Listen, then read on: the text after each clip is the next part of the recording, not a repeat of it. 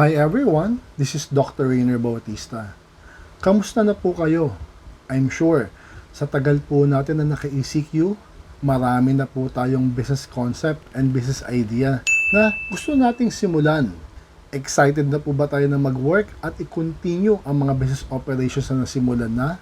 At at the same time, i-execute ang business idea na naisip natin? But I know you have so many uncertainty because you are afraid that your business idea may not work or progress. That would lead to loss of money, loss of self-confidence, and even personal reputation. Did you know that why people fail in business? If you want to know this information, please tune in because this is our topic for today. Please do subscribe at my YouTube channel and don't forget to click the bell button so that you'll get notified once we have a new video coming.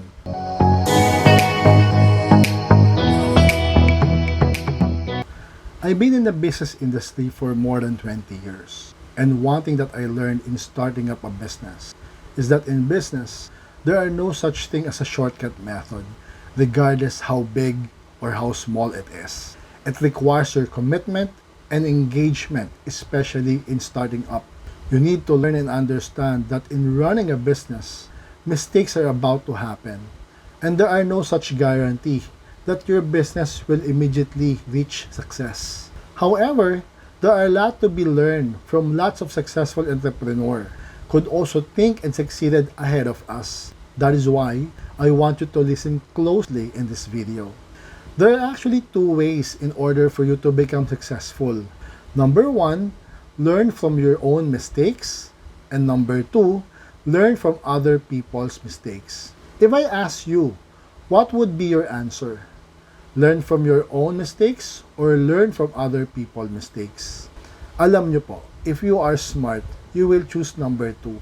Kasi hindi nyo naman po kasi kailangan pang ma-experience yung mga mistakes na dinaanan po nila in order for you to avoid those failures. Ang mahalaga po, matutunan po natin ang mga pagkakamali nito sa mga taong naging successful na sa business. And I'm gonna be honest with you guys, if you would ask me, if I encounter so many mistakes and wrong decisions that I made in the past, sasabihin ko po, opo, marami na po tayong failures na na-encounter in business.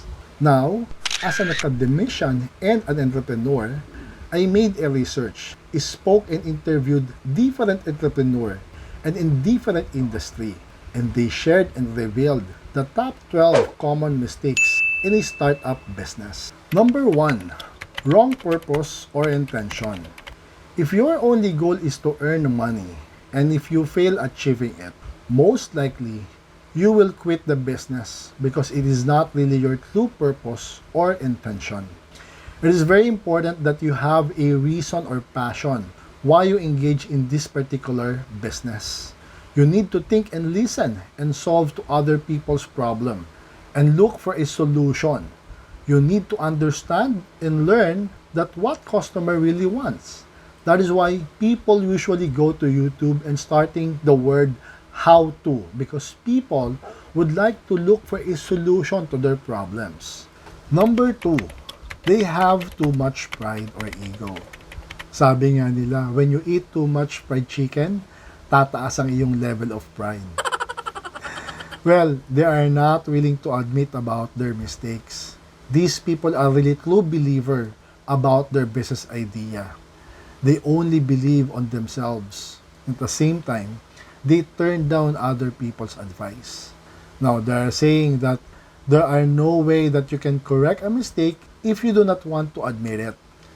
I'd like to share your story, and this is actually one of my favorite. It is recorded in early 18th century. They call it the Black Death of childbed, or well known as the puerperal fever, where 70% of women gave birth died within 48 hours. Now, the doctors would like to study the cause of death and conduct an autopsy in the morning and deliver babies in the afternoon. Now, Dr. Oliver Wendell Holmes, the father of Supreme Justice, realized that all these doctors who conducted an autopsy in the morning won't washing their hands, especially delivering babies in the afternoon. And he told to the doctors that, guys, you are the problems. And the doctors just ignored him and called him crazy for 30 years. At a certain time, somebody realized that if they just wash their hand and sanitize their instrument, it would go away. Then, the black death of childbed suddenly disappeared. Always give ear to your mentors and coaches that can help you assess situations if you are not doing the right decisions or not, because sometimes you don't see your reflection when come up with an action. You need someone you can trust, respect, and not afraid of you to tell your mistakes. Number 3, they quit too soon or lack of patience. 80% of newcomer in business fail because they are lack of patience. And at the same time, they are seeking for an immediate success in the business. It's better to give yourself at least 6 months to 12 months in order for you to identify if that business is actually right for you. While yung iba naman gustong mag-business but they don't want to take action dahil ayaw mag-take ng risk. Number 4, always check your operational costs. New entrepreneurs are not too conscious about their expenses. You need to understand na iba ang capital expenditures or capital expense. Because usually in your books, it might look big numbers of the gross income, but you are totally blinded with your net income. Usually, business owners are spending so much to their personal wants, and yet, they don't know that they are already consuming their capital money. Yung feeling ba nila na kapartner nila si SM at Ayala kung gumastos? Number 5, they don't have enough contingency funds for the next 6 to 10 months. It is important that when you engage in business, you have a capital expenditure that involves initial and advanced deposit for rental, renovation, equipments, and also machines. And at the same time, meron po tayong tinatawag na operational expenses. Ito po yung salary, electricity bills, monthly rentals, and other expenses. Business is a numbers game and survival. In order for you to stay in the game, you should be equipped with the right resources such as men, machine, methods, and also time. These are the basic must-have that an entrepreneur should have.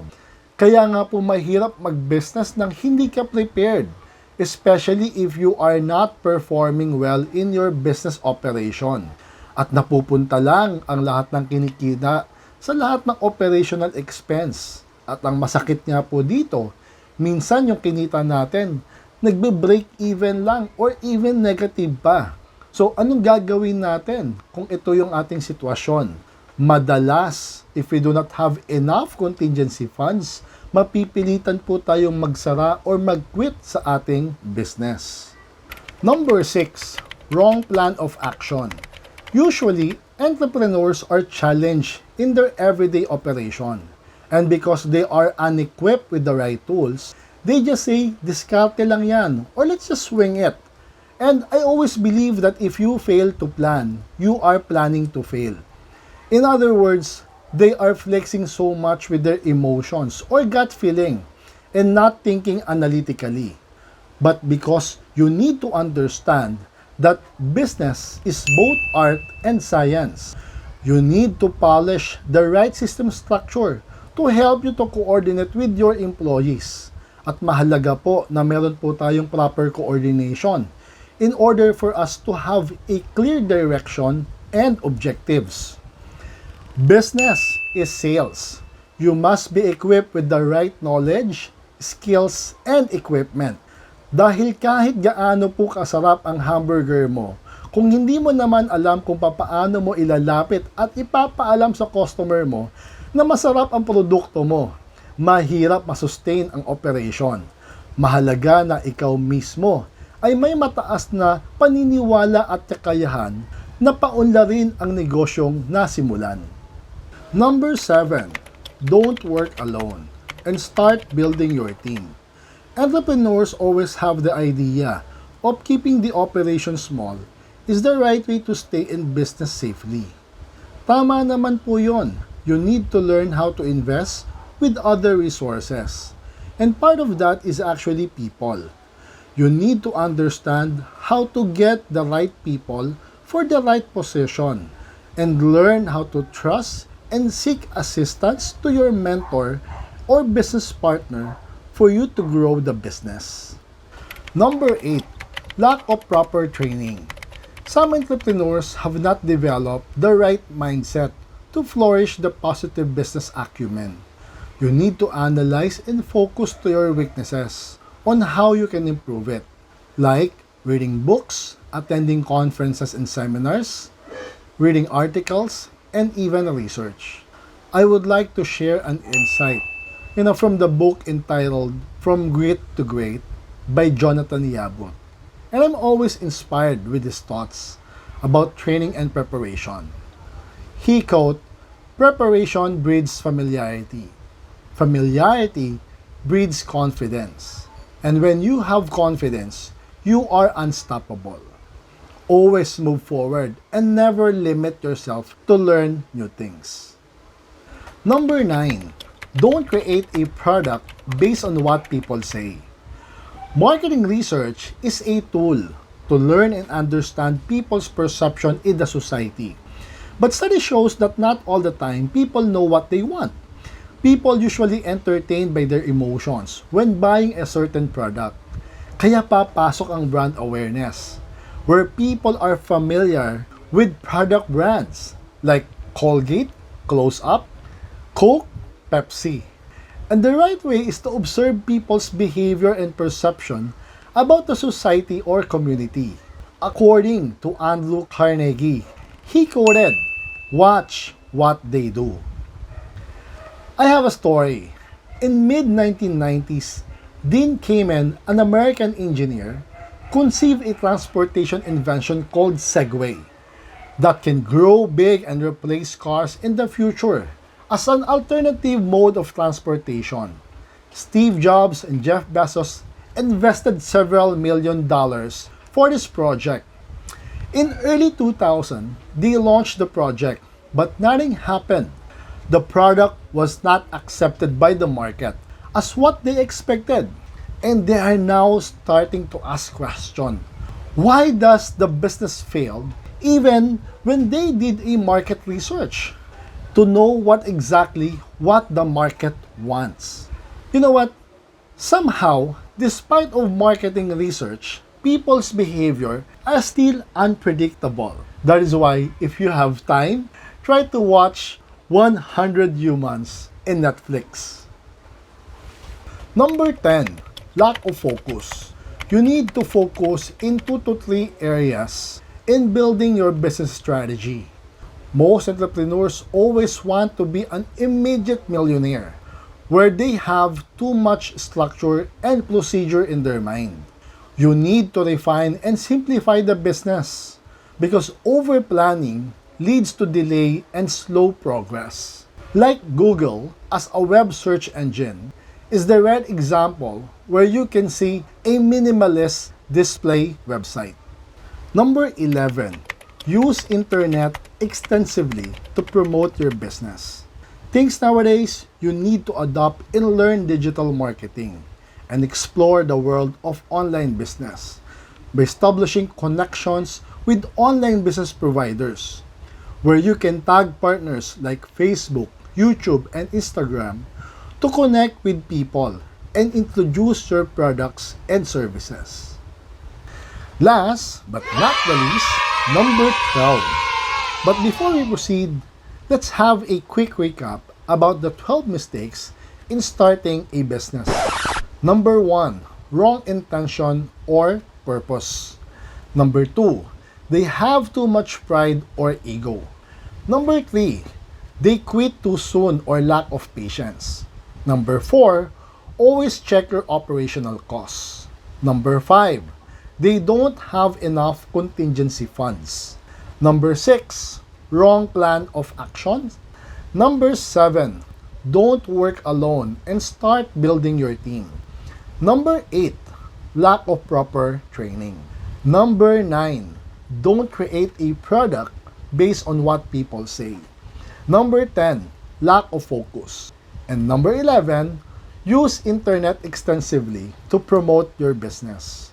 And number 12, learn to hone knowledge, skills, and experience. The entrepreneurial journey is an infinite learning and development. Every business industry has a different pace of requirements. It is important to an entrepreneur to keep an innovating minds to attune to the constant change of the world business environment. From technology, manufacturing, tourism, transportations, and more. In searching for new and challenging business world. And at the same time, searching for new solution in order for us to have a business needs solution. It would be better to balance and equip with the traditional and new ways of skill development by building the right attitude and the right mindset to be more competitive and competent in the business. Before we say goodbye, thank you very much for watching, and don't forget to leave your comments down below if you have any questions about the topic. Please share and spread the love of information. Thanks for watching. Bye.